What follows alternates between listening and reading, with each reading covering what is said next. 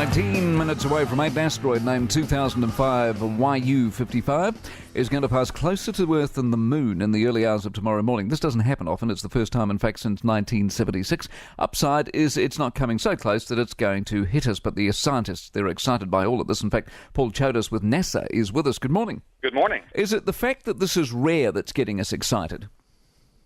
This is a big scientific opportunity because it's the biggest asteroid to come this close in over 30 years. So what are you looking to find out? What are you looking to see?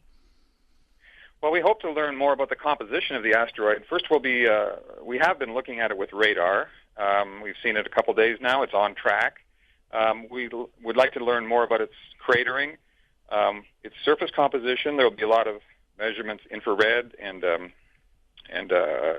spectroscopic, to learn about what it's made of. We want to know how strong the thing is and what its minerals are. And then once you get all of that, what do you do with it then? Well, that would be useful information should we ever have to deflect an asteroid from an impact trajectory. It would be very useful to know what it's made of and how strong it is. Other uses would be if we ever want to exploit asteroids. An asteroid like this, we think, has a component of water in it, water hydrated minerals, so we could get water and oxygen from asteroids like this, we think. Wow, how would you do that? You'd have to harness it in some way. Yes, yeah. So we're talking about space missions of the future.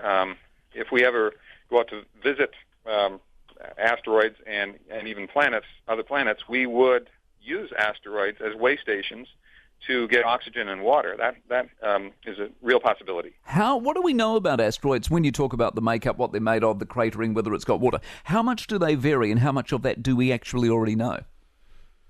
Well, we know asteroids come in different types, and we think that's because of where they formed in the solar system, how far away from the sun. And this is a carbonaceous asteroid, rather unusual. We haven't seen one of these up close before. There was one mission that went by a carbonaceous asteroid, and this is fortunate because this asteroid is coming to visit us, and we get to study it with the powerful ground-based instruments. So it's a rare opportunity, and it's a rare type of asteroid. Is it a big asteroid at 400 meters wide?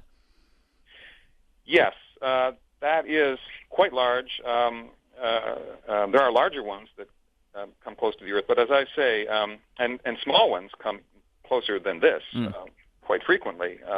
But this is, for an asteroid this size, this is an unusual close approach. How close does it have to be before we start to, sweat a bit? We track each of these very carefully to determine their motions, and this one was discovered 6 years ago, for example, and so we've been tracking it since then, and we knew that it wouldn't hit the Earth. We've known that for quite some time. But the smaller asteroids are hard to discover, and we don't really see those until they should come close to the Earth. And if it comes close to the Earth on its impact trajectory, then we would discover it just days before impact of a small one. And that actually happened in the year 2008. Do they change direction? Yes, the Earth and other planets change the asteroid's direction, and we account for all of that. So if they should change direction, we have that accounted for. Yes.